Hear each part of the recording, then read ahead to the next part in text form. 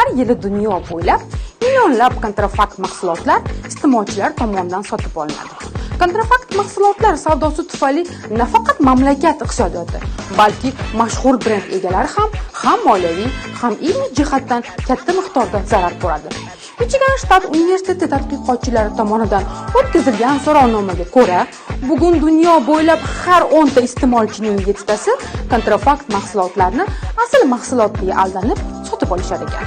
Siz ham ana shunday xaridorlar qatoridan joy olmaslikni istasangiz, yaqinroq keling va bugungi tavsiyalarimizga amal qilishga odatlaning.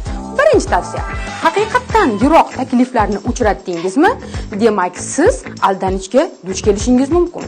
Do'konimiz likvidatsiya bo'layotganligi yoki savdomiz yaxshi bo'lmayotganligi sababli asl brend mahsulotlarimizni 2, 3, hattoki 10 barobar arzoniga beramiz kabi qayg'uli reklama hikoyalarini har kuni bo'lmasa ham kun ora ijtimoiy tarmoqlarda guvohi bo'lamiz.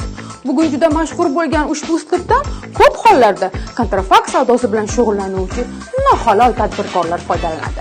Xarid vaqtida zinhor hushyorlikni qo'ldan boy bermang va unutmangki, asl dizaynerlik buyumlarining narxlari kamdan kam hollarda katta chegirmalar bilan sotiladi.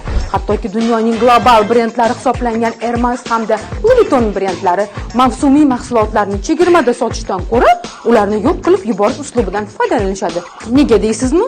Mahsulotning eksklyuzivlik qiymati tushib ketmasligi uchun albatta. Shunday ekan, foydali xarid qilayotganingizga ishonib shoshilmang. Xarid qilayotgan mahsulotingizni diqqat bilan o'rganing. Brend nomi, yozilishi, shuningdek qadoqlash sifati va grafik chiziqlari aniqligini tekshiring. Ikkinchi tavsiyamiz: kontrafakt mahsulotlar faqat bozorlarda sotiladi. Savdo markazlari va katta mollarda faqat original, ya'ni asl mahsulotlar bor. Ishonamanki, bu kabi miflarga ishonuvchi iste'molchilar oramizda talaygina. Brend Monitor xalqaro tashkiloti maxsus ekspertlari tomonidan Moskva va Sankt-Peterburg shaharlaridagi 75 dan ortiq katta savdo markazlarida o'tkazilgan nazorat xaridi natijasida xarid qilingan mahsulotlarning 67% kontrafakt mahsulotlar ekanligi aniqlandi. Unutmang, savdo markazlari va katta mollarda sotiladigan mahsulotlar ustidan nazorat kuchli bo'lsa-da, bu hech qachon 100% kafolatlangan degani emas. Shunday ekan, ishonchli do'konlardan xarid qilishga odatlaning. Onlayn tarzda buyurtma bergan bo'lsangiz ham, internet do'kon sahifasida joylashtirilgan haqiqiy mijozlarning izohlari va mahsulot ishlab chiqarilgan mamlakat kodlarini tekshirishga odatlaning. Uchinchi tavsiya: sotib olayotgan mahsulotingiz kontrafakt emasligiga to'liq amin bo'lishingiz uchun Adliya vazirligi tomonidan ishlab chiqilgan kontrafakt mahsulotlar katalogi bilan tanishing. Siz IP Protection axborot portali orqali sotib olayotgan mahsulotingizni tekshirib ko'rish bilan bir qatorda bugungi kunda qaysi mahsulotlarning kontrafakt nusxalari ko'payib borayotganligi haqida ham axborotga ega bo'lasiz.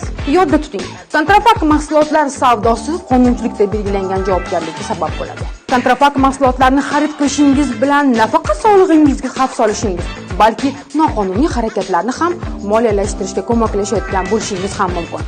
Original, ya'ni asl mahsulotlarni sotib olishimiz bilan biz nafaqat o'zimizni, oilamizni, balki butun jamiyatimizni ham himoya qilamiz. Kontrafaktga yo'q deng. Siz eng zo'rlariga munosibsiz.